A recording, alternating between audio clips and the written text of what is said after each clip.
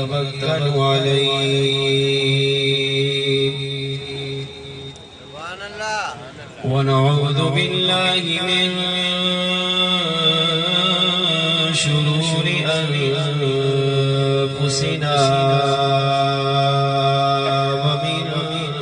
سيئات أعمالنا من يهده الله فلا مضل له ومن يضلله فلا هادي له ونشهد أن لا إله إلا الله وحده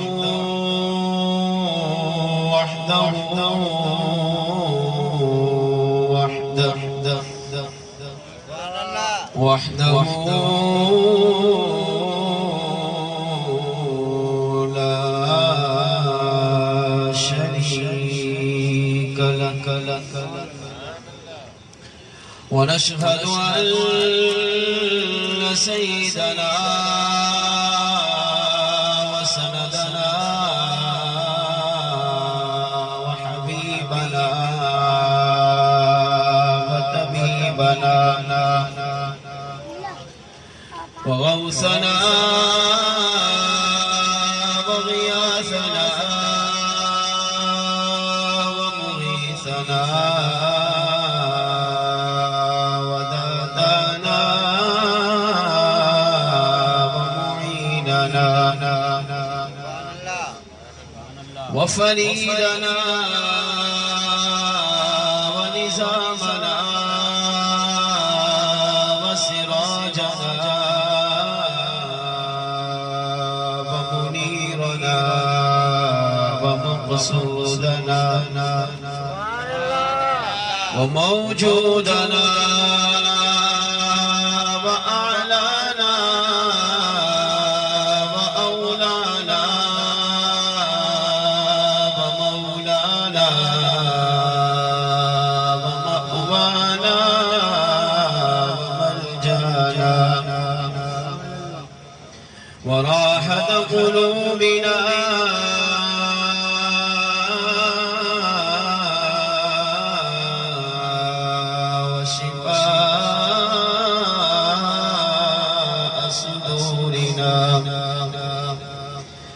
ونور أعيننا ونور أقبال سبحان الله. أما بعد فأعوذ بالله من الشيطان الرجيم بسم الله الرحمن الرحيم وأما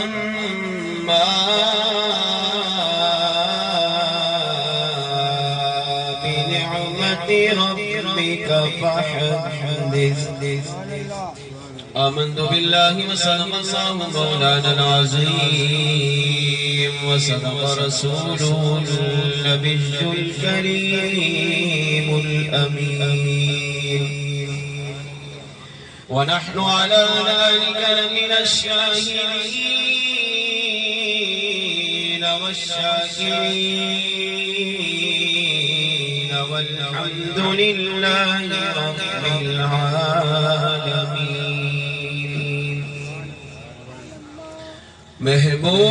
محبوب کی محفل کو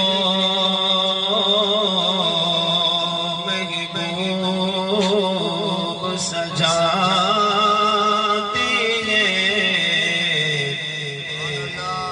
آتے ہیں وہی جن کو سرکار بلاتے ہیں. وہ لوگ خدا شاہد قسمت کے سکندر ہے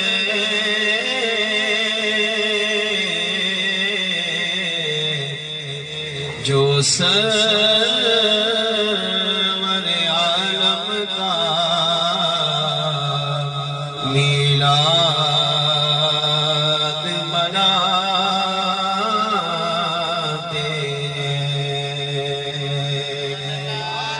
سبحان اللہ میرے آقا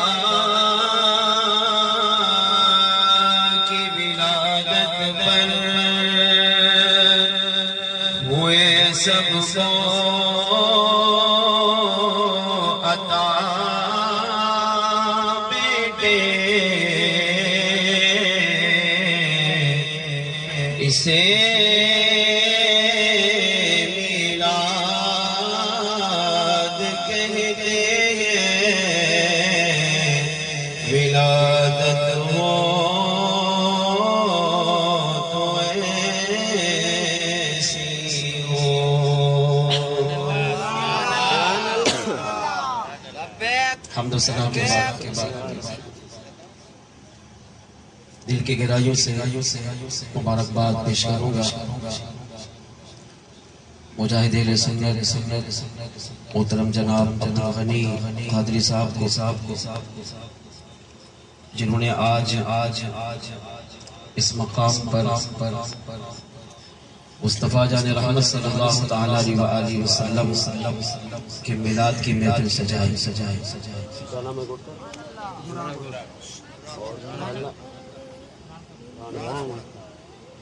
درہ گوٹ رانکا محلہ میرے خیال میں آج اس رانکے محلے میں پہلی میلاد مصطفیٰ کی محفل ہو رہی ہے درہ گوٹ بہت بڑا ہے مجھے ایسا لگتا ہے کہ شاید اس گوٹ والے آپس میں ایک دوسرے سے ناراض ہیں میں فلاں سے ناراض ہوں اس کی محفل میں نہیں جاؤں گا میں فلاں سے بات نہیں کرتا اس کی محفل میں نہیں جاؤں گا وہ میری محفل میں نہیں آتا اس طرح کی ناراضگیاں ہم اپنے اندر پال کر مصطفیٰ جان رحمت صلی اللہ تعالی علیہ وآلہ وسلم کے ذکر کی محفل سے محروم رہتے ہیں تو اگر درہ گوٹ والوں کے آپس میں ناراضگیاں ہیں یا اس رانکا محلہ کے عاشقان رسول میں ناراضگی ہے تو ان سے مؤدبانہ گزارش کروں کہ ان ناراضگیوں کو ختم کر کے ایک ہو جائیں اور مصطفیٰ جان رحمت صلی اللہ تعالی علیہ وآلہ وسلم کا میلاد مل جل کر دھوم دھام سے منائیں ظاہری بات ہے جب بھی کوئی محفل سجاتا ہے تو اس کا مقصد یہ نہیں کہ خالی میرے گھر والے آئیں میرے خاندان والے آئیں میرے محلے والے آئیں اس کا مقصد یہ ہوتا ہے کہ حضور کے ذکر کی محفل ہے حضور کا میلاد ہے تو ہر عاشق رسول چاہے امیر ہو غریب ہو نیک ہو گناہگار ہو ہر ایک کو آنے کی اجازت اور یہ اس امت کا خاصہ ہے کہ نبی کے میلاد کے صدقے ہم سب ایک جگہ جمع ہو اپنے آقا کا میلاد بھی کرتے ہیں اور ایک دوسرے سے حال احوال بھی خیر خیریت بھی معلوم کرتے ہیں ورنہ حضور کا میلاد حضور کا ذکر یہ معمولی چیز نہیں ہے سابقہ انبیاء کے اگر آپ میلاد پڑھیں تو آپ کو یہ بات بنیادی طور پر ملے گی کہ سابقہ انبیاء جب میرے اور آپ کے آقا مدینے والے مصطفیٰ میلاد والے آقا کا ذکر کرتے حضور کے نام کی محفل سجاتے حضور کے میلاد کی محفل سجاتے تو ان محافل میں اس امت کے نیک پاکیزہ مقدس لوگ شرکت کرتے اس امت کا یہ خاصہ ہے کہ حضور کا جہاں بھی ذکر ہو جہاں حضور کے نام کی محفل ہو تو حضور کا ہر امتی یہاں تک کہ غیر مسلم بھی اگر حضور کے میلاد میں آنا چاہے تو اسے بھی اجازت ہوتی ہے ہو سکتا ہے کہ وہ میرے آقا کا ذکر سن کر میرے آقا کی رحمت سن کر میرے آقا کی امت سے محبت سن کر شفقت سن کر اس کا دل ایمان سے مالا مال ہو جائے اور وہ میلاد مصطفیٰ کو دیکھ کر ہی مسلمان ہو جائے۔ اس طرح کے باقاعدہ ہزاروں واقعات ہیں کہ یہودیوں نے، عیسائیوں نے، ہندوؤں نے، غیر مسلموں نے مصطفیٰ جان رحمت صلی اللہ علیہ وسلم کا میلاد دیکھا، نبی کی سیرت سنی، نبی کی محبت پیدا ہوئی اور اسی میلاد کی محفل میں ہی وہ کلمہ پڑھ کر مسلمان ہو گئے۔ پہلی یہ گزارش کروں گا کہ اگر درہ گوٹھ والے، رانکا محلے والے آپس میں ناراض ہیں تو حضور کے میلاد کے صدقے اس ناراضگی کو ختم کر کے ایک ہو جائے۔ زندگی انتہائی مختصر ہے، کب موت کا پروانہ آ جائے کچھ پتہ نہیں، اور ناراضگیاں ان کا تعلق حقوق العباد سے ہے۔ اگر ناراض ہوئے بغیر مسلمان کا حق ضائع کرتے ہوئے، ناراض ہوتے ہوئے اگر کوئی دنیا سے چلا گیا تو یاد رکھیے آخرت کی منزل انتہائی مشکل ہو جائے۔ اگر دو مسلمان ناراض ہو کر انتقال کر بھی گئے تو قیامت تک اولاً تو جنت میں نہیں جائیں گے، ان کا باقاعدہ پہلے فیصلہ ہوگا، اور جنت میں اگر ان کو اللہ نے حکم دے بھی دیا تب بھی جب تک آپس میں صلح نہیں کریں گے تب تک وہ جنت میں داخل نہیں ہو سکتے۔ قیامت کے دن سارا میدان محشر امتوں سے بھرا ہوا ہوگا، وہاں سارے انبیاء ہوں گے، سارے اولیاء ہوں گے، سارے صحابہ ہوں گے، اہل بیت ہوں گے، ہر انسان وہاں موجود ہوگا۔ ان کے سامنے معافی تلافی کرنا، ان کے سامنے گڑگڑانا، ان کے سامنے معافیاں مانگنا، ان کے سامنے اپنی غلطیوں کی معذرت کرنا، یہ ظاہر بات ہے انتہائی دشواری کا۔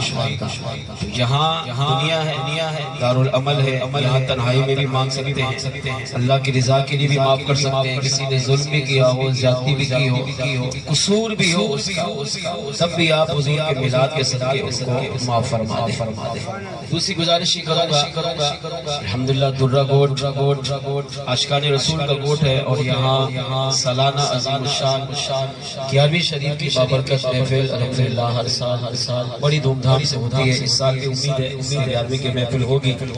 لیکن یہاں مصطفیٰ جان رحمت کا میلاد نہیں ہو رہا تھا، تو میری بھی دلی تمنا تھی، خواہش تھی کہ کاش درہ گوٹھ میں جس طرح درہ گوٹھ والے غوث پاک رحمت اللہ تعالی کی 11ویں بڑی دھوم دھام سے، بڑی محبت و عقیدت سے، پیار سے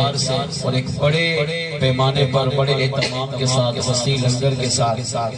علماء کے جمع غفیر کے ساتھ مناتے ہیں، اسی طرح مصطفیٰ جان رحمت صلی اللہ علیہ وسلم کا میلاد میں بڑے پیمانے پر منائے۔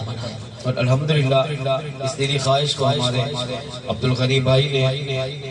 بابر علی صاحب، فیصل احمد صاحب، پیر بخش صاحب، صدام حسین صاحب،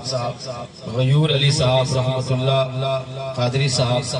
نے مل کر رانکا محلہ درہ گوٹھ میلاد کمیٹی نے یہ بابرکت محفل سجائی، اور تیمور صاحب نے بھی اس میں بھرپور تعاون کیا۔ اللہ کریم ان تمام عاشقان رسول کو میلاد مصطفیٰ کے برکتیں نصیب فرمائے، اور میں امید کرتا ہوں کہ آج 2021 میں پہلی مرتبہ میلاد کی محفل یہاں ہو رہی ہے، تو یہ انشاءاللہ تا قیامت جاری و ساری رہے گی۔ درہ گوٹھ والے وہ نیت کرتے ہیں، ہاتھ اٹھا کر اگر یہاں بیٹھے ہیں تو اظہار کریں، انشاءاللہ میلاد کی محفل کی ابتدا ہو گئی ہے، انشاءاللہ اب ہم نے اس کو تا قیامت چلانا اور اپنے نبی کا میلاد بھی منانا ہے، اور اپنے مرشد غوث پاک کی 11ویں بھی منانی ہے۔ اللہ کریم ہمیں عمل کی توفیق عطا فرمائے۔ ربیع الاول کا بابرکت مہینہ اختتام کی طرف ہے، یہ مہینہ اپنی برکتیں، اپنی رحمتیں لوٹا رہا ہے۔ یقیناً میلاد منانے والے عاشقان رسول اپنے میلاد والے آقا کا میلاد منا کر اس کی برکتیں پا رہے ہیں۔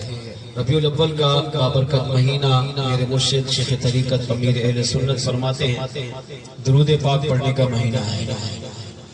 لہذا مسلمان کو چاہیے کہ وہ سارا سال اپنے آقا پر درود پڑھے، لیکن اگر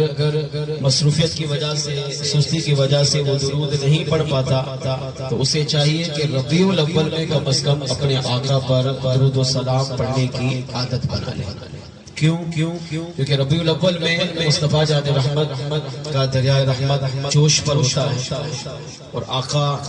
دنیا بھر کے لاکھوں کروڑوں اربوں مسلمان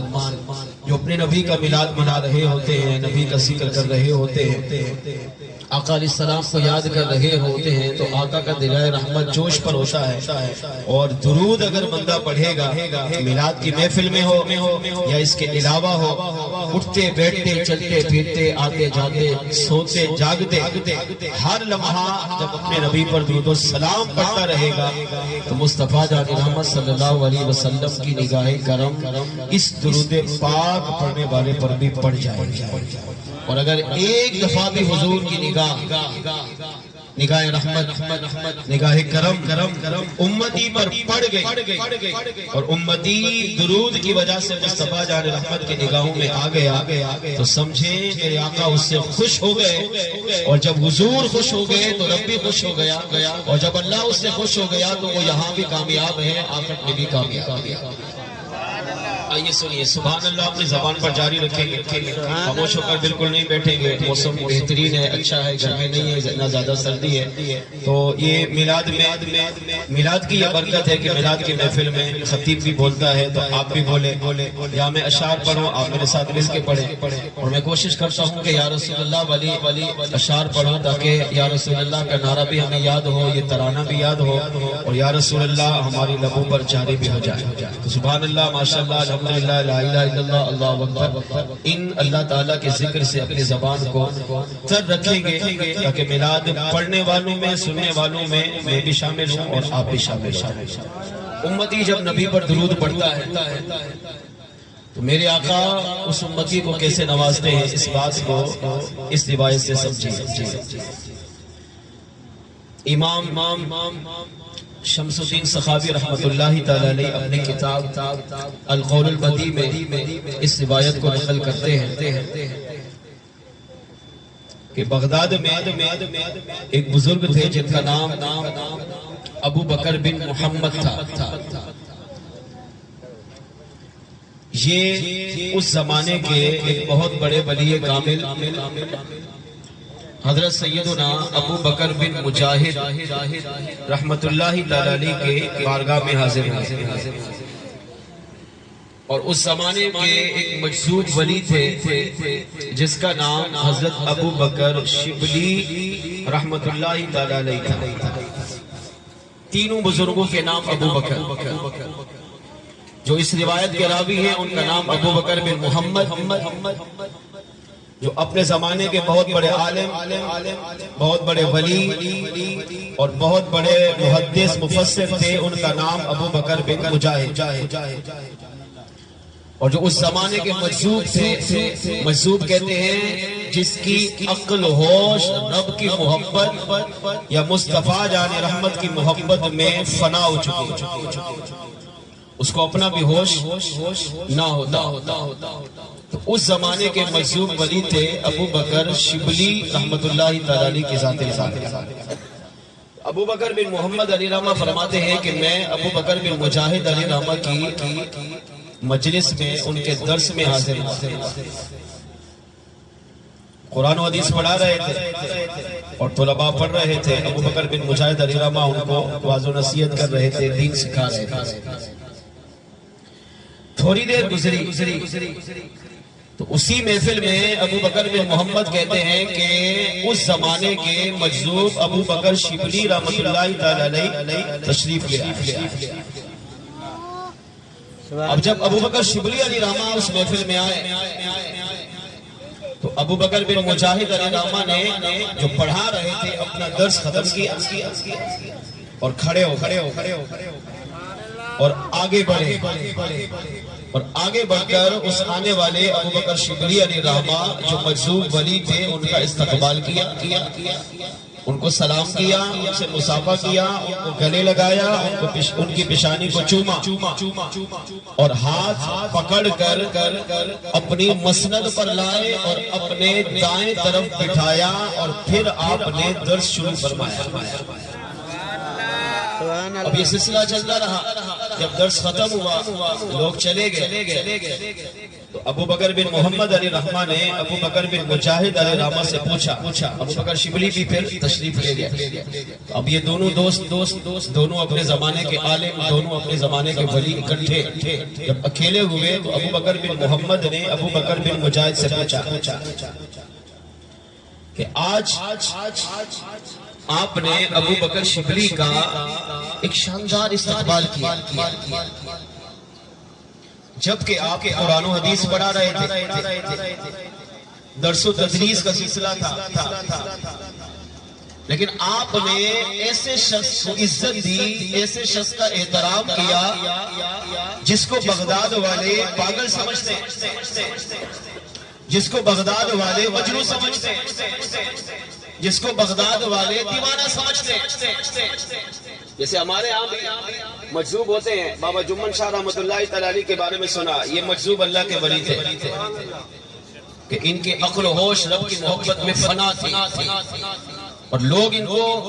کوئی برا بلا بھی کہتا تھا، کوئی اچھا بھی سمجھتا تھا، مگر ان میں کمال یہ تھا کہ جو زبان سے کہتے تھے وہ ہو جاتا۔ سبحان اللہ۔ تو آپ سمجھ لیں بابا جمن شاہ رحمۃ اللہ تعالی علیہ جس طرح مجذوب ولی تھے، زبان سے جو کہتے رب کر دیتا، اسی طرح ابو بکر شبلی رحمۃ اللہ تعالی علیہ بھی اپنے زمانے کے مجذوب ولی تھے۔ ابو بکر بن محمد نے کہا آپ نے ان کی تعظیم کی، آپ نے ان کا ادب کیا، آپ نے ان کا احترام کیا، حالانکہ بغداد کے لوگ ان کو پاگل سمجھتے، ان کو مجنون سمجھتے، ان کو دیوانہ سمجھتے، لوگ ان کو پتھر مارتے، ان کو گالیاں دیتے ہیں، ان کو برا بلا کہتے ہیں۔ تو آپ کو بھی چاہیے تھا کہ آپ ان کی تعظیم نہ کرتے، جس طرح آپ قرآن و حدیث پڑھا رہے تھے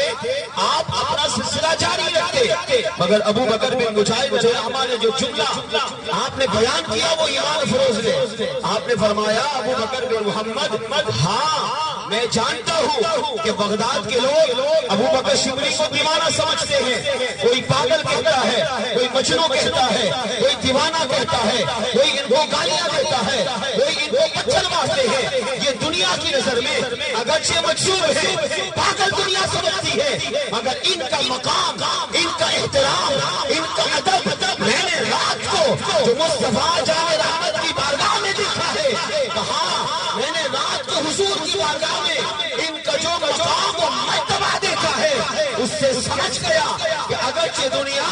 ان کو پاگل و مجنون سمجھتی ہے، مگر آقا صلی اللہ علیہ وسلم کی بارگاہ میں انتہائی مقبول اور محبوب بن چکے۔ ابو بکر بن محمد کہتے ہیں جب یہ جملہ سنا تو کہتے میرے پاؤں سے زمین نکل گئی، میں نے کہا راز کھولیے، مزید وضاحت کیجیے، تفصیل بتائیے، وجہ کیا تھی؟ ابو بکر بن مجاہد علیہ رحمہ نے کہا ابو بکر بن محمد سنو، میں نے خواب میں مصطفیٰ جان رحمت کو جو ان کا ادب و احترام کرتے دیکھا ہے، میں نے تو حضور کی سنت پر عمل کر کے اسی طرح میں نے بھی ان کا ادب و احترام کیا۔ آپ نے فرمایا میں بھی ان کو دیوانہ سمجھتا تھا، مجنون سمجھتا تھا، پہلے ان کی اتنی زیادہ تعظیم نہیں کرتا تھا، مگر رات کو سویا، سر کی آنکھ بند ہوئی، دل کی آنکھ کھلی، عالم خواب میں پہنچا، کیا دیکھتا ہوں؟ مسجد نبی کا منظر ہے، مصطفیٰ جان رحمت منبر پر تشریف فرما ہے، وہاں انبیاء بھی ہیں، وہاں صحابہ بھی ہیں، وہاں اولیاء بھی ہیں، میرے آقا ان انبیاء اولیاء کے درمیان گفتگو فرما رہے ہیں۔ اتنے میں اس محفل میں میں بھی حاضر ہوا، میں بھی بیٹھ کر حضور کا دیدار کرتا رہا، انبیاء اولیاء کا دیدار کرتا رہا، تھوڑی دیر گزری، میں نے دیکھا حضور کی اسی محفل میں ابو بکر شبلی تشریف لے آئے۔ اب جب ابو بکر شبلی اس محفل میں آئے تو میرے آقا نے اپنے کلام کو روک لیا، آقا منبر سے کھڑے ہوئے، حضور نیچے اترے، آگے بڑھے، ابو بکر شبلی کا استقبال کیا، ان کو سینے سے لگایا، پیشانی پہ بوسہ دیا، ہاتھ پکڑا، اپنے قریب لائے، حضور نے اپنے مسجد کے قریب بٹھایا، پھر حضور نے اپنی وعدہ نصیحت کرتے رہے، انبیاء اولیاء سے گفتگو کرتے رہے۔ ابو بکر بن مجاہد کہتے ہیں جب محفل ختم ہوئی میں حضور کی بارگاہ میں آگے بڑھا، عرض کیا یا رسول اللہ صلی اللہ علیہ وسلم، لوگ ابو بکر شبلی کو دیوانہ سمجھتے ہیں، پاگل سمجھتے ہیں، مجنون سمجھتے ہیں، مگر آپ ان کا اتنا ادب کر رہے ہیں، اتنا احترام کیا، ان کا استقبال کیا، ان کو سینے سے لگایا، پیشانی پر بوسہ دیا، یا رسول اللہ یہ تو بتائیے ابو بکر شبلی عمل کون سا کرتے ہیں؟ تو میرے غیر دان آقا، وہ آقا جو امتی کے حال کو جانتے ہیں،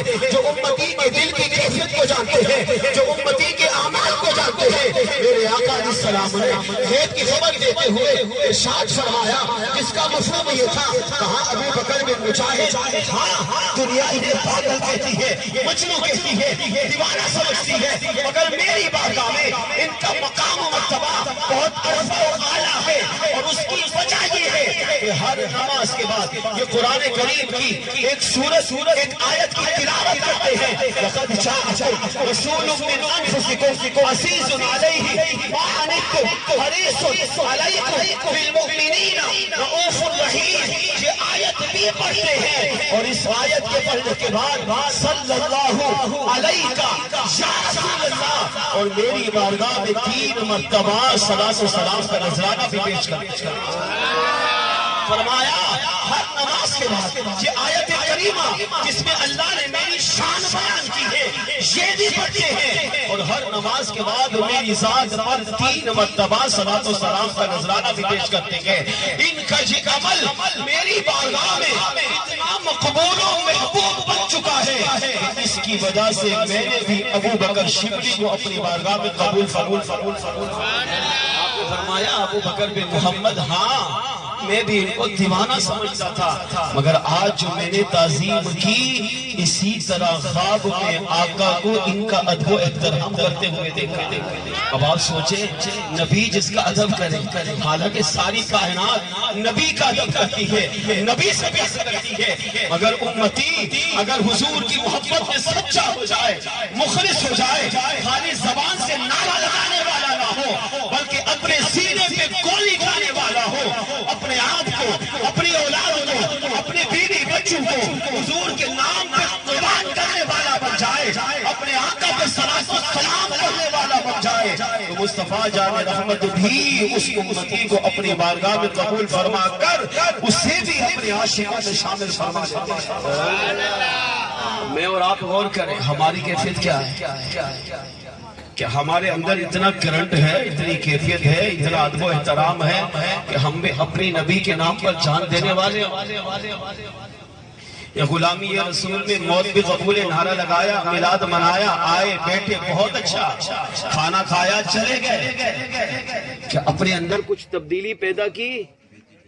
اپنے اندر کیا پیدا کیا؟ توجہ ادھر رکھے، کیا پیدا کیا ہم نے؟ سوچے میلاد کا مہینہ آیا ہے، آخری ہفتہ چل رہا ہے، میلاد کا مہینہ ختم ہو جائے گا، مگر میرے اور آپ کے اندر کیا تبدیلی آئی کہ خالی ہم نے میلاد کی محفلوں کو سجا لیا، میلاد کی محفلیں منا لی، پھر چلے گئے، میلاد کا مہینہ چلا گیا، مگر ہم نے فائدہ کیا اٹھایا؟ یہ میلاد کا مہینہ ہمیں یہ پیغام دیتا ہے، میلاد کی محفلوں کے باقاعدہ مقاصد ہوتے ہیں، میلاد کی محفلوں کے مقاصد پر علماء نے بہت بڑی بڑی کتابیں لکھی ہیں، اور ان مقاصد میں ایک مقصد محفل میلاد کا علماء نے یہ بیان کیا، علماء کہتے ہیں وہ مقصد یہ کہ مسلمان اپنے نبی کا میلاد منا کر اپنے اندر تبدیلی پیدا کرے۔ مثال کے طور پر اگر گناہ کی عادت تھی تو نبی کا میلاد منا کر وہ گناہ چھوڑے، اگر نیک اعمال نہیں کرتا تھا تو حضور کے میلاد منانے کی برکت سے نیک اعمال کرے، اگر حضور پر درود پہلے نہیں پڑھتا تھا تو حضور کا میلاد اس کو یہ پیغام دے رہا ہے کہ اپنے نبی سے سچی محبت کا ثبوت دے اور اپنے نبی پر درود پڑھ۔ اس روایت سے یہ بھی پتہ چلا کہ امتی جب نبی پر درود پڑھتا ہے اور خاص طور پہ یا رسول اللہ والے سینے سے پڑھتا ہے تو میرے آقا اس کا درود و سلام سنتے بھی ہیں، اسے جانتے بھی ہیں، اسے پہچانتے بھی ہیں، اور کرم فرمائے تو خواب میں اسے اپنا دیدار بھی عطا کرتا ہے۔ آئیے مل کر محبت و عقیدت کے ساتھ بارگاہ رسالت میں درود پاک کا نذرانہ اس عقیدے کے ساتھ کہ گنبد خضرا کے مکین میرے اور آپ کی اس میلاد کی محفل کو دیکھ بھی رہے گئے، سن بھی رہے گئے، اور آقا اگر کرم فرمائیں گے تو ہماری میلاد کی محفل میں تشریف بھی لے آئیں گے۔ مل کے باواز بلند بارگاہ رسالت میں درود پاک کا نذرانہ پیش کیجئے۔ الصلاۃ والسلام علیک یا سیدی یا رسول اللہ، الصلاۃ والسلام علیک یا سیدی یا حبیب اللہ، الصلاۃ والسلام علیک یا سیدی یا رحمت للعالمین وعلی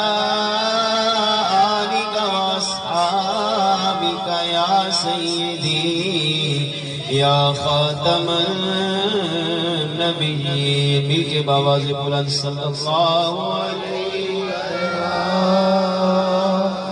یا رسول اللہ وسلم علیک یا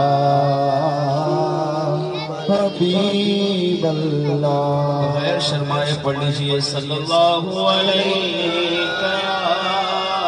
یا رسول اللہ وسلم علیک یا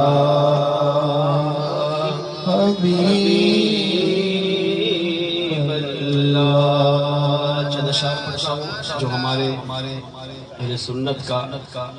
ترانہ ہے، بچے بچے کو یاد ہے اور یہ ترانہ ہونا بھی چاہیے۔ میں چاہوں گا کہ آپ بھی میرے ساتھ اشعار میں شامل ہو جائیں،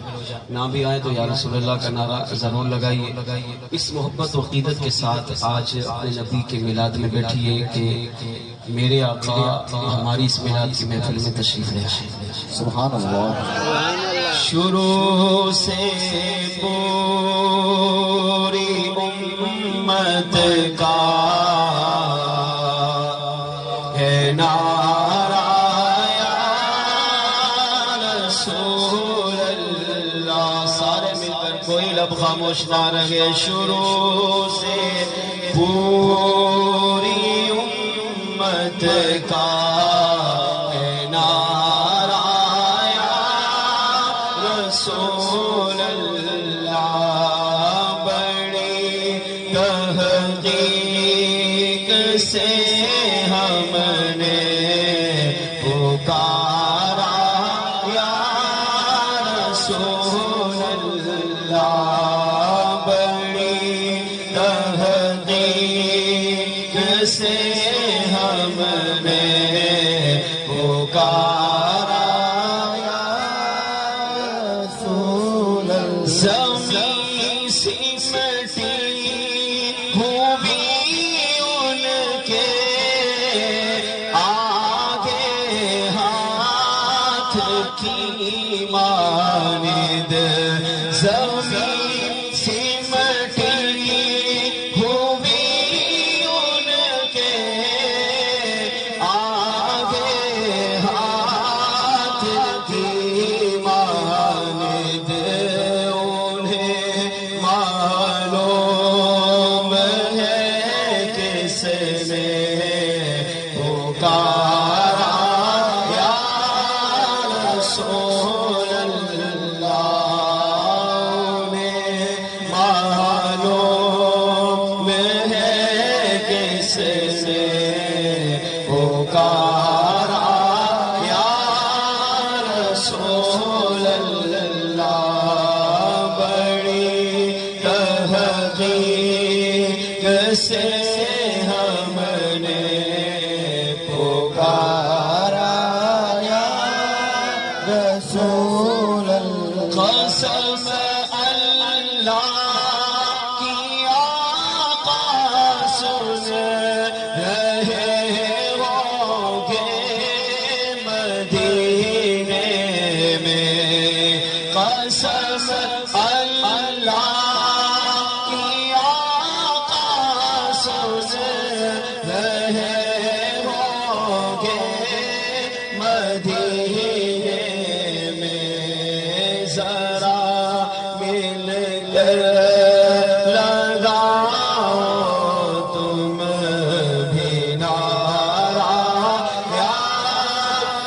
رسول اللہ نعرہ رسالت نعرہ رسالت نعرہ رسالت نعرہ رسالت یا رسول اللہ یا رسول اللہ مل کر لگاؤ تم بھی نعرہ یا رسول اللہ بڑی تحقیق سے ہم نے پکارا یا رسول اللہ علی فرماتے ہیں کہ جب نبی کے ساتھ چلتے تھے علی فرماتے ہیں کہ جب نبی کے ساتھ چلتے تھے پہاڑوں پتھروں نے بھی پکارا یا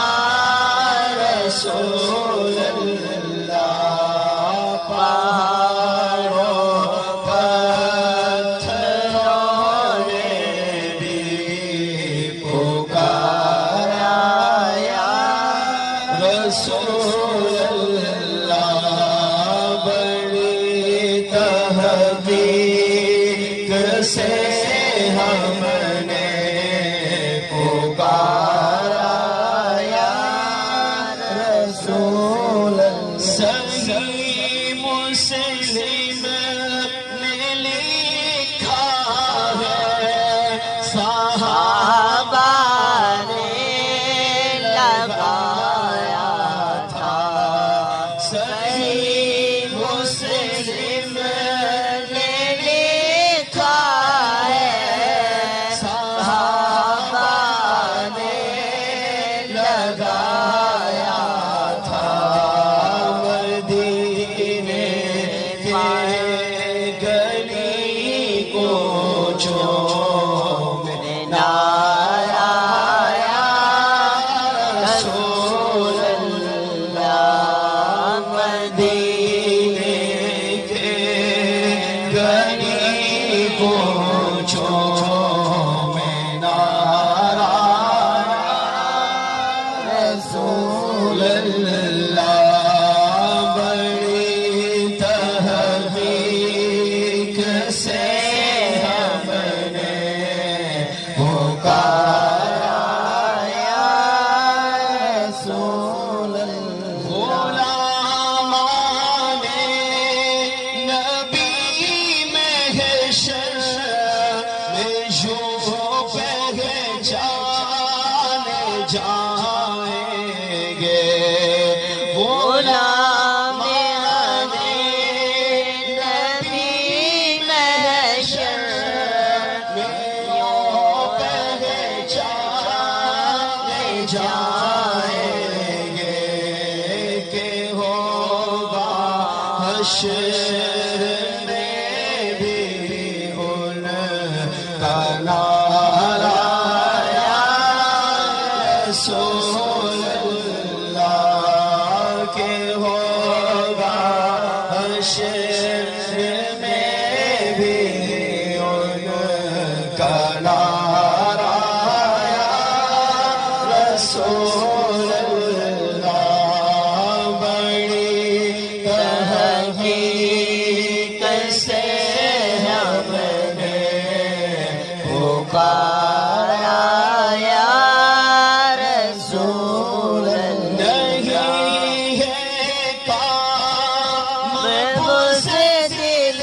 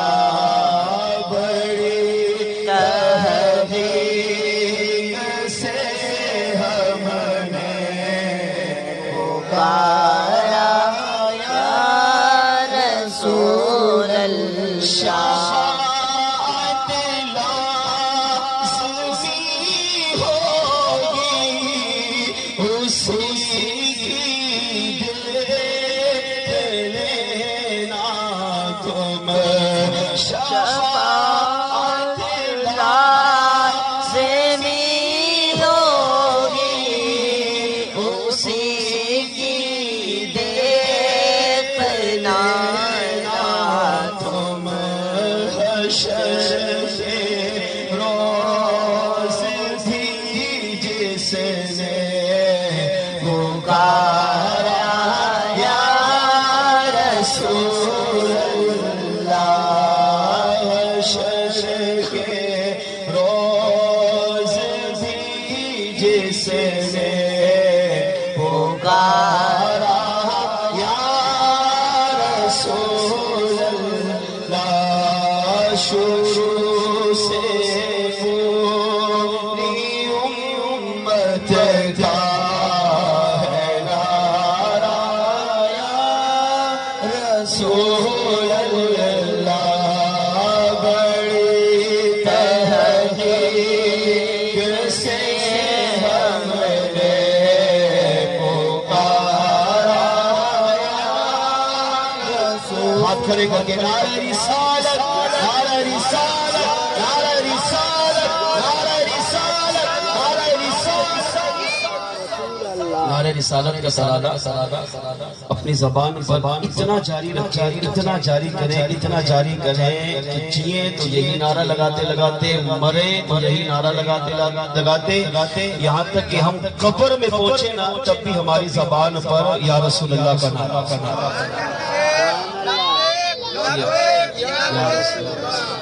باقاعدہ بزرگوں نے لکھا ہے، یہ میرا موضوع نہیں ہے، ورنہ نعرہ رسالت اتنی برکتیں ہیں، خدا کی قسم اتنی برکتیں کہ اگر مسلمان دنیاوی زندگی میں اس کی عادت اپنا لے تو یہ نعرہ اس سے قبر میں بھی فائدہ دیتا ہے۔ بزرگوں نے لکھا ایک عورت تھی، بغداد میں رہتی تھی، تو اس کی عادت تھی کہ وہ جب بھی اسے مشکل ہوتی، تھوڑی سی ٹھوکر لگتی، پریشانی ہوتی تو آنکھ بند کر کے کہتی یا رسول اللہ، اس نے زندگی معمول بنا دیا۔ انتقال ہو گیا، اس کے بیٹے نے اسے کچھ دن کے بعد خواب میں دیکھ کر پوچھا ما فعل اللہ بک، اماں کیا سلوک کیا، اللہ نے آپ کے ساتھ کیا معاملہ کیا، خبر میں کیا بنی؟ سنا ہے منکر نکیر فرشتے ہیں، بڑے خوفناک ہیں اور ڈرونی شکلوں میں آتے ہیں، اور مردہ تو دیکھ کر ہی ان کو سوال و جواب بھول جاتا ہے، آپ پہ کیا گزرا؟ تو ماں نے کہا بیٹا کیا گزرتی، جو دنیاوی عادت تھی میں نے وہاں بھی اسی پہ عمل کیا۔ تو قبر میں فرشتے آئے، منکر نکیر آئے، تو میری عادت تھی کہ جب مشکل ہوتی تھی تو آنکھوں پر ہاتھ رکھ کے کہتی تھی یا رسول اللہ۔ جب منکر نکیر کو دیکھا تو میں ڈر گئی، تو میں نے فوراً اپنی آنکھوں کو، اپنے ہاتھوں کو آنکھوں پر رکھا اور یا رسول اللہ کہا، پکارتی رہی، جب ہاتھ ہٹائے تو منکر نکیر جا چکے تھے اور یا رسول اللہ آ چکے۔ اتنا بابرکت نعرہ ہے کہ اگر مسلمان واقعی اس کی عادت بنا لے تو یہ دنیا میں بھی کام دیتا ہے، قبر میں بھی کام دیتا ہے، اور ابھی ہم نے اشعار میں سنا کہ آخرت میں بھی کام دیتا ہے۔ آخرت میں بھی اگر کسی نے میدان محشر میں ایک امتی نے بھی اگر حضور کو کہا یا رسول اللہ، بس سمجھو آخرت میں اس کا حساب و کتاب کے بغیر ہی اللہ اسے جنت عطا کرتا ہے۔ اللہ ہمیں اس نعرے کے ساتھ مقدم تک وابستگی عطا فرمائے۔ قرآن پاک پارتی سورۃ الضحیٰ کی آخری آیت میں اللہ کریم نے ارشاد فرمایا وَأَمَّا بِنِعْمَتِ رَبِّكَ فَحَدِّثْ، اور اپنے رب کی نعمت کا خوب چرچا کرو۔ اس آیت کریمہ کی تفسیر میں بخاری شریف کے بھی اور دیگر محدثین نے اس کی شرح میں اور مفسرین نے اس کی تفسیر میں لکھا کہ یہاں وَأَمَّا بِنِعْمَتِ رَبِّكَ فَحَدِّثْ، اپنے رب کی نعمت کا چرچا کرو۔ رب کی نعمت کون ہے؟ تو تمام مفسرین محدثین نے لکھا اَيْ هُوَ مُحَمَّدُ رسول اللہ، کہا اس نعمت سے مراد حضور کی ذات مبارکہ ہے۔ مطلب یہ نکلا کہ میرے محبوب علیہ السلام میری سب سے بڑی نعمت ہے، لہذا جب میرا محبوب تمہارے پاس آئے تو اے لوگو، اے ایمان والو، تمہیں چاہیے کہ میرے محبوب کی نعمت کا تذکرہ کرو، چرچا کیسے کریں گے؟ اس کا ایک طریقہ نبی کا میلاد منانا۔ ایک حدیث پاک اور ایک واقعہ یہ آپ کے بارگاہ میں پیش کر کے پھر ہم سلام کی طرف آتے ہیں۔ توجہ میں طرف رکھیں گے، انتہائی مختصراً وقت میں عرض کرنے کی کوشش کروں گا۔ ماشاءاللہ علماء بھی یہاں تشریف فرمائے اور میں جانتا ہوں کہ علماء کا وقت کتنا قیمتی ہوتا ہے، ان کا لمحہ لمحہ انتہائی قیمتی ہوتا ہے، ان کے ایک لمحے کی بھی ہم قیمت ادا نہیں کر سکتے۔ ایک حدیث، ایک واقعہ صرف میلاد کے حوالے سے عرض کرتا ہوں، توجہ میری طرف رکھیں گے۔ میلاد ایسا بابرکت مقدس عمل ہے، اگر مسلمان رب کی رضا کو پیش نظر رکھتے ہوئے نبی کا میلاد منائے اور اپنے آقا کو راضی کرنے کے لیے نبی کا میلاد منائے، اس میں دکھاوا، ریاکاری، تکبر، غرور، نخرہ، نمود و نمائش، اپنی واوا، اپنی تعریف، یہ نہ ہو۔ صرف مقصد میں میلاد منا رہا ہوں، میلاد میں جا رہا ہوں، میلاد کا لنگر کھا رہا ہوں، کیوں؟ رب راضی ہو، آقا راضی ہو جائے۔ ایسا میلاد جب امتی مناتا ہے تو میرے آقا اس میلاد کو قبول بھی کرتے ہیں اور کرم فرمائے تو تشریف بھی لے آتے ہیں۔ اس بات کو اس حدیث پاک سے سمجھیے۔ اگر سیدنا عبداللہ بن عباس میرے آقا صلی اللہ تعالی علیہ وسلم کے بھتیجے، چچا کے بیٹے، اس حدیث کے راوی اور مشکات شریف، ترمذی شریف صفحہ نمبر 32 پر اور 16 پر یہ حدیث پاک موجود ہے۔ عبداللہ بن عباس رضی اللہ عنہ فرماتے ہیں، ایک دن ہم مسجد نبوی میں جمع ہوئے اور صحابہ کرام علیہم رضوان جو جمع ہو چکے تھے، انہوں نے سابقہ انبیاء کا ذکر کرنا شروع کیا۔ اب جو صحابی مسجد میں آتا گیا تو اس محفل میں بیٹھتا گیا۔ اعلیٰ حضرت علی رحمہ فرماتے ہیں، جس محفل میں نبی کا تذکرہ ہو جائے، نبی کے صحابہ کا تذکرہ ہو جائے، یہاں تک کہ اولیاء کا تذکرہ ہو جائے، حضور کے اہل بیت کا تذکرہ ہو جائے، تو وہ محفل بھی محفل میلاد مصطفیٰ بن جاتا ہے۔ اب صحابہ نے یہی کیا۔ مسجد نبوی ہے، عبداللہ بن عباس حدیث کے راوی ہیں، کہتے ہیں ہم مسجد میں جمع ہوئے اور ایک صحابی آتا گیا اور ہر صحابی نے سابقہ انبیاء کے تذکرے شروع کیے۔ مثال کے طور پر ایک صحابی نے کہا، اللہ نے سب سے پہلے آدم علیہ السلام کو پیدا کیا اور اتنا کمال، اتنا اعزاز، اتنی فضیلت ان کو عطا فرمائی کہ اللہ نے آدم علیہ السلام کو جو لقب دیا وہ صفی اللہ۔ صفی اللہ کہتے ہیں اللہ کی بارگاہ میں لوگوں میں سے چنا ہوا بندہ، اللہ کی بارگاہ میں پسندیدہ بندہ، اللہ کی بارگاہ میں مقبول بندہ۔ آدم کو اللہ نے صفی اللہ بنایا، سب سے پہلے پیدا کیا، انسانیت کا باپ بنایا، اپنے دست قدرت سے ان کے جسم کو تیار کیا اور اپنی جانب سے ایک مقدس روح کو ان میں داخل کیا۔ آدم علیہ السلام کو جنت میں ٹھہرایا، پھر ان کو زمین پر بھیجا تو زمین میں بھی اللہ نے ان کو اعزازات دیے اور سب سے بڑا اعزاز یہ کہ اللہ نے ان کو صفی اللہ بنایا۔ اب یہ صحابی خاموش ہوئے تو اگلے صحابی کو نے کہا، ہاں آدم علیہ السلام صفی اللہ ہے تو اللہ نے نوح علیہ السلام کو بھی بڑی شان، نوح علیہ السلام کو بڑا کمال دیا اور اللہ نے نوح علیہ السلام کو نجیب اللہ بنایا کہ آپ کی امت پر جب عذاب آیا تو سارے تباہ و برباد ہو گئے، مگر اللہ نے نوح علیہ السلام کو نجات دی، غرق ہونے سے بچایا، ایمان والوں کو بھی محفوظ رکھا۔ نوح علیہ السلام کو اللہ نے نجی شجاع بنایا، وہ نبی جس کو اللہ نے اپنے عذاب سے نجات دی، اپنے عذاب سے محفوظ رکھا۔ اب یہ خاموش ہوئے تو اگلا صحابی بولا، کہا ہاں نوح علیہ السلام بھی بڑے کمال کے نبی ہیں، مگر سنو ان سب میں سب سے بہتر اور افضل و اعلیٰ نبی اللہ نے حضرت ابراہیم علیہ السلام کو بنایا۔ کہا ابراہیم علیہ السلام خلیل اللہ ہے، اور خلیل کا معنی دوست، خلیل کا معنی مقرب، خلیل کا معنی محبوب۔ کہا ابراہیم علیہ السلام اللہ کے خلیل ہیں اور حضور کے بعد سارے انبیاء، سارے رسولوں میں سب سے افضل و اعلیٰ نبی ابراہیم علیہ السلام کی ذات مبارکہ۔ اللہ نے ان کو خلیل اللہ بنایا، نمرود نے ان کو آگ میں ڈالا لیکن یہ اللہ کے خلیل تھے اور اس وجہ سے اللہ نے انہیں آگ میں محفوظ رکھا، نہ گرمی لگی نہ سردی لگی، اللہ نے اسے حضور کے نور کے صدقے محفوظ رکھا۔ یہ خاموش ہوئے، ایک اور صحابی بولے، انہوں نے کہا ہاں ابراہیم علیہ السلام خلیل اللہ ہے، شان والے نبی ہیں، اگر یہ تو دیکھو اللہ نے ان کے بیٹے اسماعیل علیہ السلام کو ذبیح اللہ بنایا۔ کتنے کمال کے نبی تھے جو رب کے نام پر اپنی جان دینے کے لیے تیار ہو گئے، اپنے آپ کو ذبح کروانے کے لیے تیار ہو گئے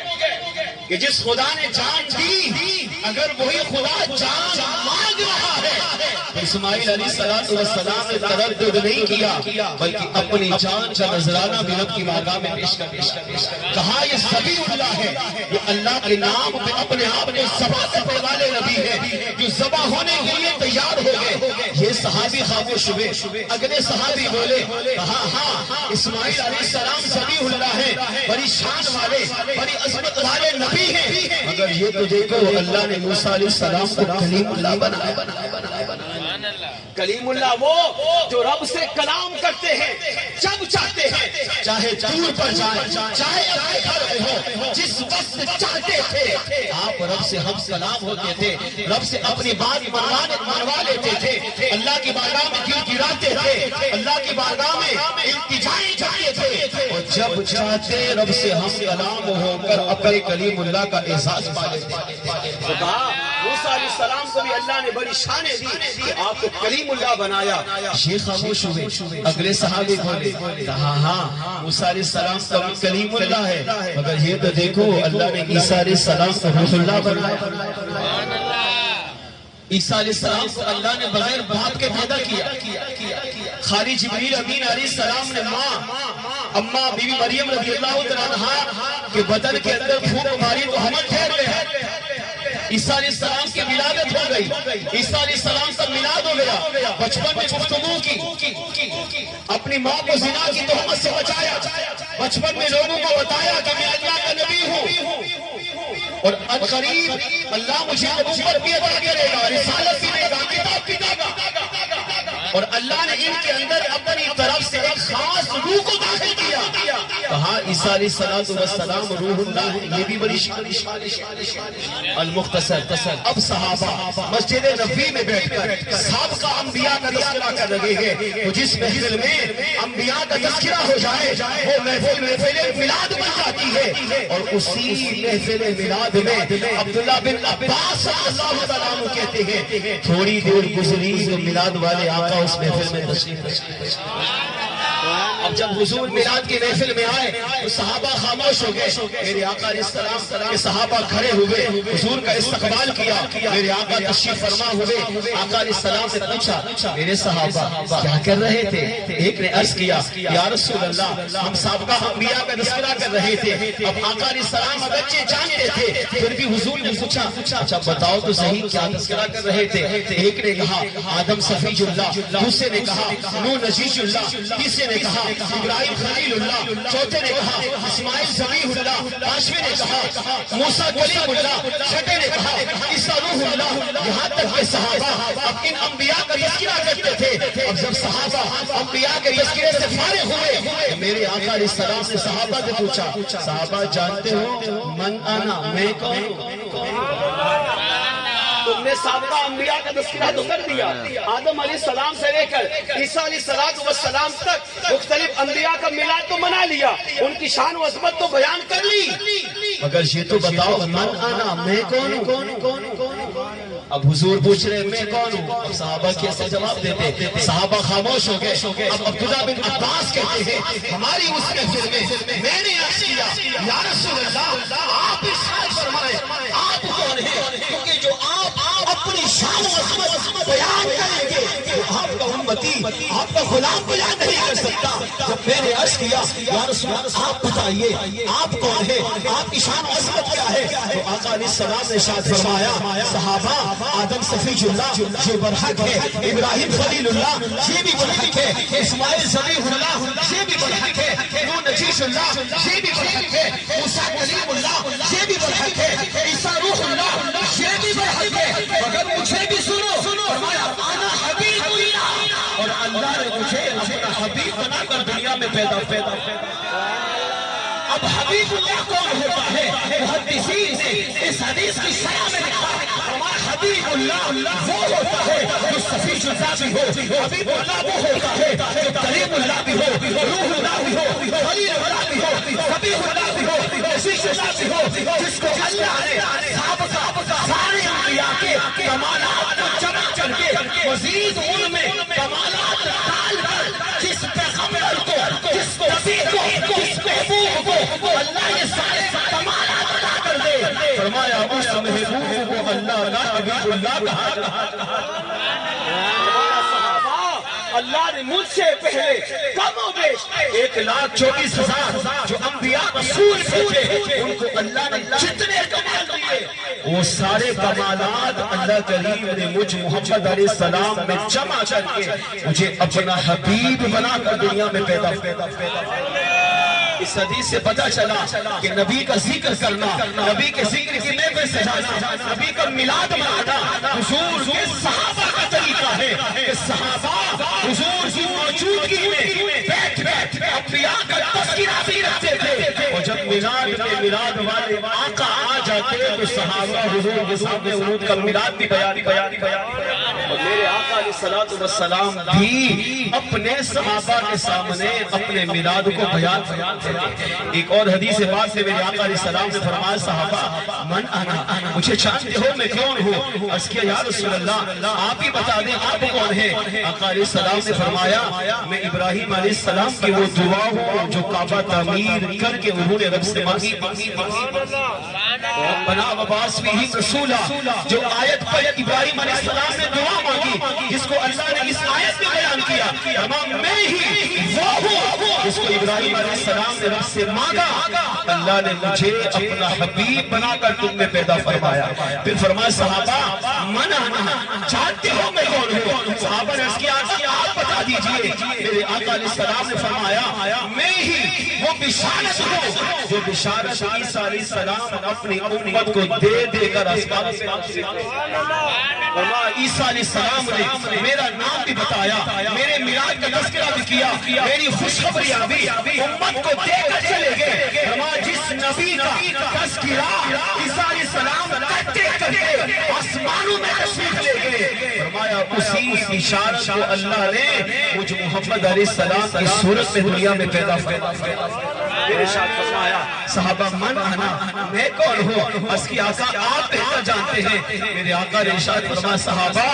میں ہی وہ نور ہوں کہ میری ولادت کے وقت جو نور چمکا تھا اور ساری کائنات میرے نور کی وجہ سے روشن ہو چکی تھی، یہاں تک کہ میری ماں اما آمینہ نے مکے میں بیٹھ کر شام کے محلات کو دیکھ لیا تھا، کیسے کیسر و کسرا کے محلات کو دیکھ لیا تھا۔ جس نور وفا کی پیدائش کے اللہ نے ساری کائنات کو روشن کیا، فرمایا وہی نور مصطفیٰ اللہ نے میری صورت میں دنیا میں پیدا پتا چلا میلاد وہ پاکیزہ عمل ہے کہ میرے آقا کے صحابہ بھی مناتے تھے، حضور بھی اپنا میلاد اپنے صحابہ کے سامنے بیان کرتے تھے، اور صحابہ مخلص لوگ تھے، حضور سے سچا پیار کرنے والے تھے۔ میرے آقا ان کی میلاد کی محفل میں تشریف بھی لاتے۔ آج مل کر آپ بھی اپنے نبی کو پکار لیجئے، وہ آتے ہیں خاموش نہ رہے، دل سے حضور کو پکاریے، وہ آتے ہیں وہ آئیں گے، بلانا ہمیں نہ چھوڑیں گے، نبی کی نعت کی محفل سجانا ہمیں نہ چھوڑیں گے، نعرہ یا رسول اللہ لگانا ہمیں نہ چھوڑیں گے، نعرہ یا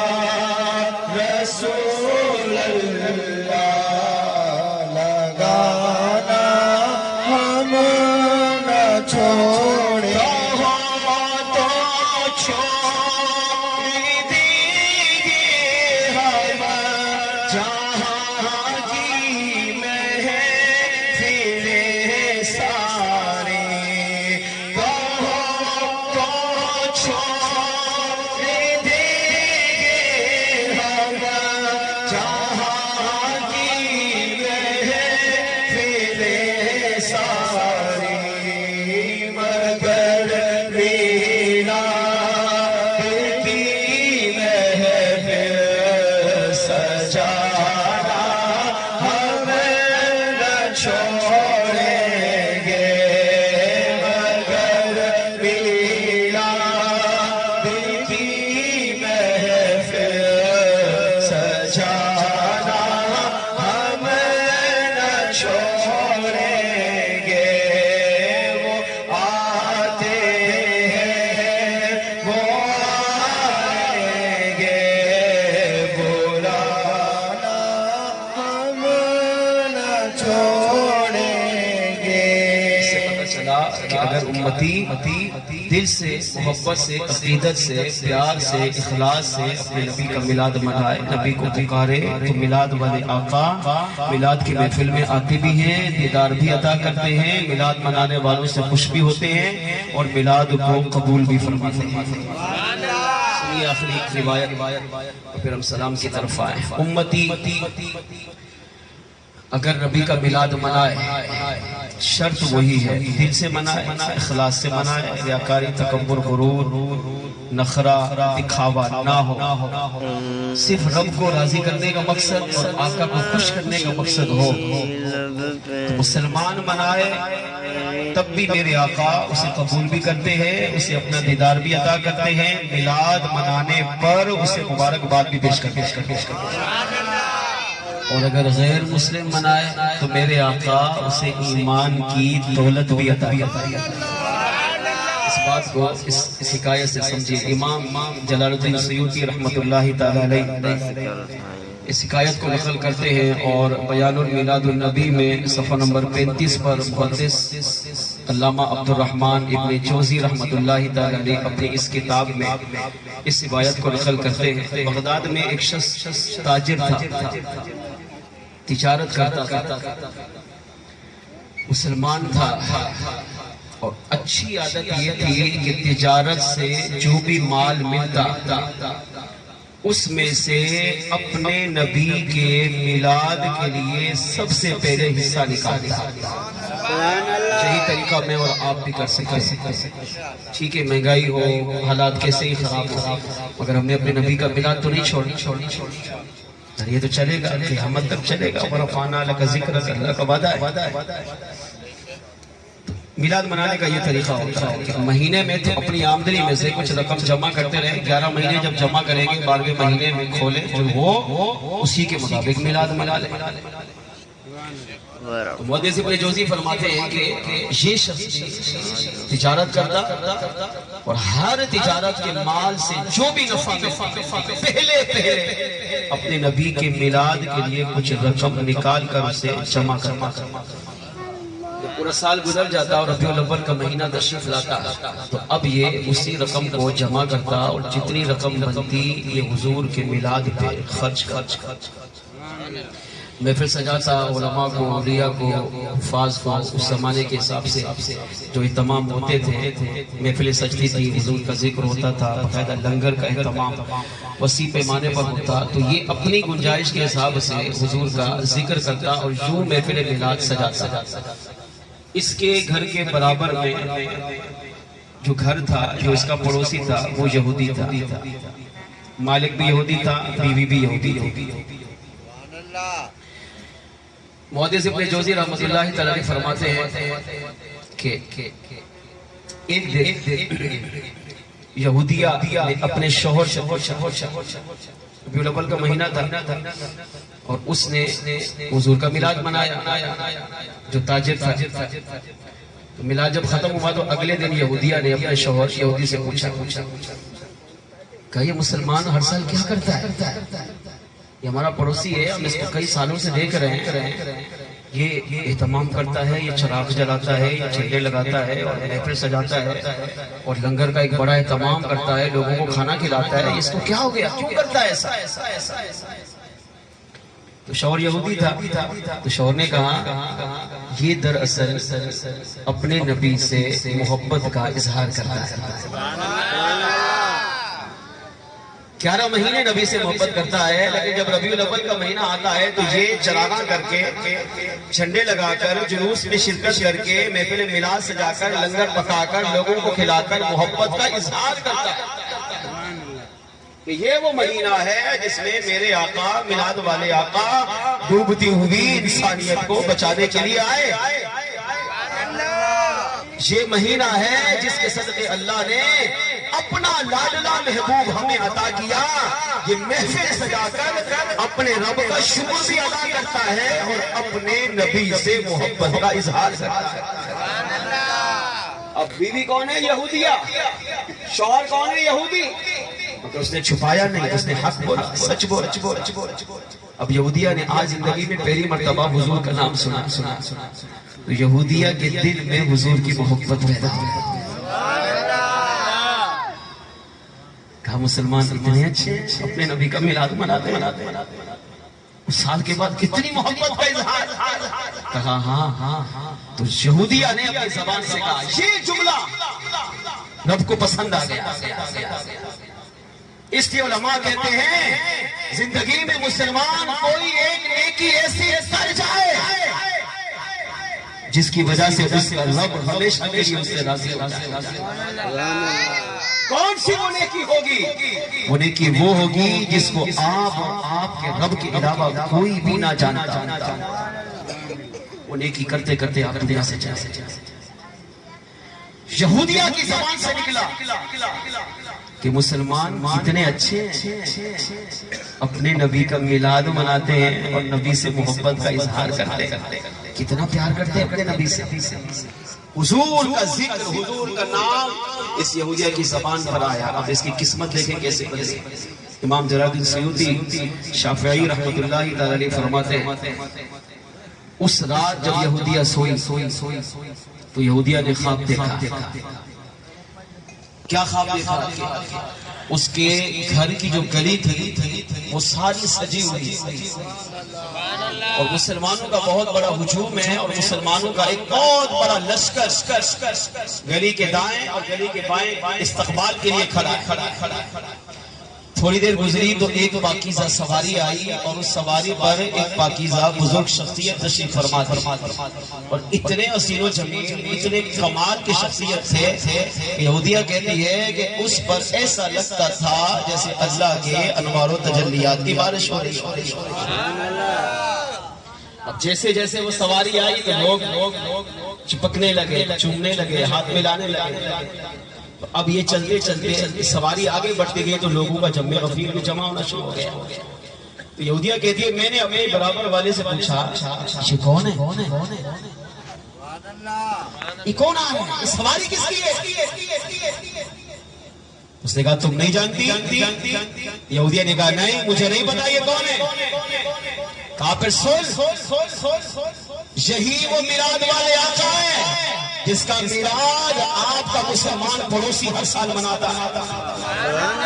اس سال آپ کے مسلمان پڑوسی نے اسی آقا کا میلاد منایا اور اتنی محبت و تعظیم سے اپنے نبی کا میلاد منایا کہ آج میلاد والے آقا تیرے اس مسلمان پڑوسی کے گھر اسے مبارک دینے کے لیے تشریف لا رہے ہیں۔ اور یہ مسلمان جو نبی کے ارد گرد جمع ہے یہ وہی ہے جو اپنے نبی کا میلاد بھی مناتے ہیں اور اپنے نبی سے سچی محبت کا اظہار بھی کرتے ہیں۔ یہودیہ نے کہا اچھا یہی وہ نبی ہے جس کا میلاد میرا پڑوسی مناتا ہے اور اپنے اسی نبی سے محبت کا اظہار کرتا ہے۔ برابر والی نے کہا ہاں یہی وہ نبی ہے۔ تو یہودیہ نے کہا اگر میں انہیں پکاروں تو کیا یہ مجھے جواب دیں گے؟ تو اس نے کہا ہاں جواب دیں گے؟ کہا میں تو یہودیہ ہوں، میں تو غیر مسلم ہوں، میں تو رب کو بھی نہیں مانتی، میں تو ان کو بھی نہیں مانتی، اگر یہ مجھے جواب دیں گے؟ اب اس یہودیہ نے خواب میں مصطفیٰ جان رحمت کی سواری جب اس یہودیہ کے قریب سے گزری تو امام جلال الدین سیوطی کہتے ہیں کہ اس کی اب دنیا بدلنے لگی۔ جب حضور قریب سے گزرے تو یہودیہ نے عرض کیا یا محمد کیف، اے محمد علیہ السلام ٹھہر جائے۔ اب جب حضور کو یا محمد کہا تو میرے آقا نے اپنی سواری روکی اور سواری روک کر میرے آقا نے پیچھے اس یہودیہ کی طرف دیکھا اور میرے آقا علیہ السلام نے اپنی مبارک زبان سے کہا لبیک اے میری امتیہ، لبیک میں حاضر ہوں۔ جب آپ نبی کو پکاریں گے تو پھر امتی، جب امتی لبیک کہے گا تو ادھر سے بھی آواز آتی ہاں لبیک میں بھی حاضر ہوں۔ امتی جب تو میرے نام پر چارج دینے کے لیے تیار ہے تو پھر یہ بھی یاد رکھ لبیک میں بھی امتی حاضر ہوں۔ جب تو میرے نام پہ جان دیتا ہے تو میں بھی تجھے اپنے عاشقوں میں قبول۔ اس یہودیہ نے کہا یا محمد چھیڑیے، تو آقا علیہ السلام رک گئے اور میرے آقا علیہ السلام نے پلٹ کر دیکھا لبیک۔ اب یہودیہ بڑی متعجب ہوئی جب حضور نے اس کو دیکھا، اب اس حیرت سے بولی کیا آپ میری طرف دیکھ رہے ہیں؟ کیا آپ نے مجھ پر توجہ کی؟ آقا علیہ السلام نے فرمایا ہاں، کیا تو نہیں جانتی اللہ نے مجھے خالی ایمان والوں کے لیے نہیں بلکہ ساری کائنات کے 18,000 جہانوں کی 18,000 مخلوقات کے لیے رحمت بنا کر بھیجا ہے۔ تو بھی تو انسانیت میں شامل ہے، تو بھی میری امت میں شامل ہے۔ اور سن، مجھے اللہ کی طرف سے ابھی یہ خبر ملی، وہی آئی کہ تو ابھی مجھ پر ایمان لانے والی ہے۔ جب اس نے یہ سنا تو حضور کے قدموں میں گری اور کلمہ طیبہ پڑھا، اشہد ان لا الہ الا اللہ واشہد ان محمد رسول اللہ۔ میں اس بات کی گواہی دیتی ہوں اللہ کے سوا کوئی معبود نہیں، میں اس بات کی گواہی دیتی ہوں آپ اللہ کے سچے بندے اور اس کے آخری رسول کے۔ جب یہودیہ نے کلمہ پڑھا مسلمان ہو گئی۔ اب یہ خواب دیکھ رہی ہے، آقا مسلمان کے گھر تشریف لے گئے، وہاں کافی دیر بیٹھے رہے، اس کو حضور مبارک دیتے رہے، اس کے میلاد کو قبول کرتے رہے۔ اس مسلمان کا گھر حضور کی آمد کی برکت سے خوشبو سے معطر رہا، نور سے منور رہا۔ میرے آقا چلے گئے، یہودیہ کی آنکھ کھلی۔ اب یہودیہ نے جب آنکھ کھولی اس نے کہا اچھا میں خواب دیکھ رہی تھی، اب سچ مچ اس نے دل سے پھر کلمہ پڑھا، اشہد ان لا الہ الا اللہ واشہد انہ محمد رسول اللہ۔ میں اس بات کی گواہی دیتی ہوں کہ اللہ کے سوا کوئی معبود نہیں اور بے شک محمد علیہ السلام اللہ کے سچے بندے اور اس کے آخری رسول ہیں۔ اب دوبارہ بیداری ہوئی، کلمہ پڑھ کر مسلمان ہو گئی۔ اب ذہن یہ بنا لیا کہ اب میں بھی اس مسلمان کی طرح ساری زندگی اپنے نبی کا میلاد بھی مناؤں گی اور اپنے آقا علیہ الصلوۃ والسلام سے سچی محبت کا اظہار بھی۔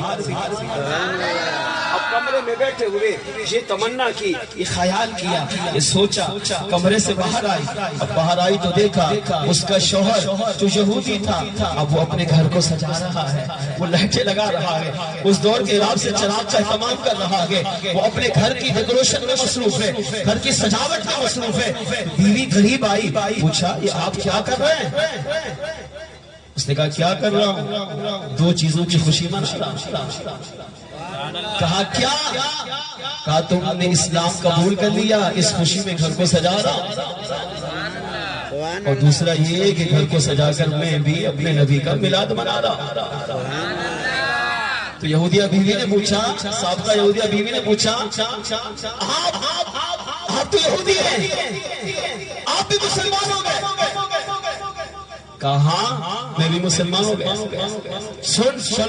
تمہیں گواہ بنا کر میں بھی پڑھتا ہوں اشہد ان لا الہ الا اللہ واشہد ان محمد رسول اللہ۔ میں اس بات کی گواہی دیتا ہوں کہ اللہ کے سوا کوئی معبود نہیں، بے شک محمد علیہ السلام اس کے سچے بندے رسول کے۔ اب اس مسلمان بیوی نے پوچھا اچھا یہ تو بتا آپ کیسے مسلمان ہو گئے، آپ نے کیسے کلمہ پڑھا؟ بابو سابقہ یہودی اور موجودہ مسلمان کا جملہ دل سے سنو، کہنے لگا جو نبی خواب میں تیرے خواب میں آ کر تجھے کلمہ پڑھا کر مسلمان کر گیا وہ وہی نبی میرے خواب میں بھی تشریف لایا اور مجھے کلمہ پڑھا کر مجھے مسلمان بھی کیا اور تیرے مسلمان ہونے کی بشارت بھی دے کر تشریف لے. اسی نبی نے مجھے بتایا کہ تو بھی مسلمان ہو چکی ہے اور اسی نبی نے خواب میں مجھے بھی کلمہ پڑھا کر اپنے غلامی میں قبول کر لیا. اب میں اپنے اسلام لانے پر تیرے اسلام قبول کرنے پر خوشی کا اظہار کر رہا ہوں. جس طرح یہ مسلمان میلاد منا کر اپنے آقا کو راضی کرتے ہیں اب اسی طرح میں بھی اپنے آقا کا میلاد منا کر اپنے آقا کو راضی کرنے کی کوشش مسلمان ہو گیا اور مسلمان ہوتے ہی سب سے پہلا کام اپنے نبی کا میلاد منا کر کیا ہے. اس سے پتا چلا محدث ابن جوزی کہتے ہیں مسلمان سوچ جب ایک غیر مسلم اپنے نبی سے خالی محبت کا اظہار کرے اور اللہ میلاد کو اچھا سمجھے میلاد کو جائز سمجھے میلاد مناتا نہ تھا مگر میلاد سے محبت کرتا تھا نبی کو مانتا نہیں تھا مگر میلاد والے آقا سے محبت کا اظہار کرتا تھا زبان سے تعریف کرتا تھا اللہ کریم نے اسے حضور کے میلاد کے صدقے ایمان کی دولت بھی عطا کی میلاد بنانے والا بھی بنایا حضور کے عاشقوں میں بھی قبول کیا. فرمایا جب غیر مسلم نبی کا میلاد منائے تو اللہ اسے ایمان دیتا ہے اور جب تو مسلمان ہو کر حضور کا عاشق ہو کر حضور کا امتی ہو کر حضور کا غلام ہو کر حضور سے عشق کرنے والا ہو کر جب تو اپنے نبی کی محبت میں نبی کے پیار میں نبی کی عقیدت میں اپنے آقا کو امام الانبیاء سمجھ کر خاتم الانبیاء سمجھ کر سچی محبت کا اظہار کرتے ہوئے جب تو اپنی نبی کا میلاد منائے گا تو سوچ اللہ کریم تجھے کتنے انعامات سے مالا مال جب اسے ایمان ملا تو فرمایا تو میلاد منائے گا تو پہلے سے ایمان والا ہے اللہ تجھے ایمان پر استقامت دے گا ایمان پر زندگی دے گا اور میلاد مصطفیٰ کی سب سے بڑی برکت یہ کہ اللہ میلاد منانے والوں کا خاتمہ بھی ایمان پر جب میلاد کے صدقے ایمان پر زندگی مل جائے ایمان پر موت مل جائے تو میلاد کا اس سے بڑا انعام نہیں ہے. اس سے یہ بھی پتا چلا میلاد منانے سے برکتیں اترتی ہیں میلاد منانے سے امن ملتا ہے میلاد منانے سے آقا کا پیار ملتا ہے میلاد منانے سے ایمان پر استقامت ملتی ہے ایمان پر زندگی ملتی ہے ایمان پر خاتمہ ملتا ہے. میلاد منانے پر آقا میلاد منانے والے سے خوش ہوتے ہیں اور کرم فرمائے تو اس کی میلاد کی محفل میں بھی تشریف لاتے ہیں اسے مبارک بھی دیتے ہیں اور اس کی میلاد کی محفل کو قبول بھی فرماتے ہیں اور میلاد منانے والے امتی سے بھی آقا خوش ہو جاتے ہیں. آئیے مل کر آخر میں آپ بھی اپنے نبی کو پکار لیجئے. وہ آتے ہیں وہ آئیں گے بلانا ہمیں نہ چھوڑیں گے. پڑھ لیجئے وہ آتے ہیں وہ آئیں گے بلانا ہمیں نہ چھوڑیں. پکارا جب بھی مشکل میں چلے آئے میرے آقا. پکارا جب بھی مشکل میں چلے آئے میرے آقا. وہ سنتے ہیں وہ آتے ہیں بلانا ہمیں نہ چھوڑیں گے. وہ سنتے ہیں وہ آتے ہیں بلانا ہمیں نہ چھوڑیں گے. وہ آتے ہیں وہ آئیں گے بلانا ہمیں نہ پکارا جب مصیبت میں چلے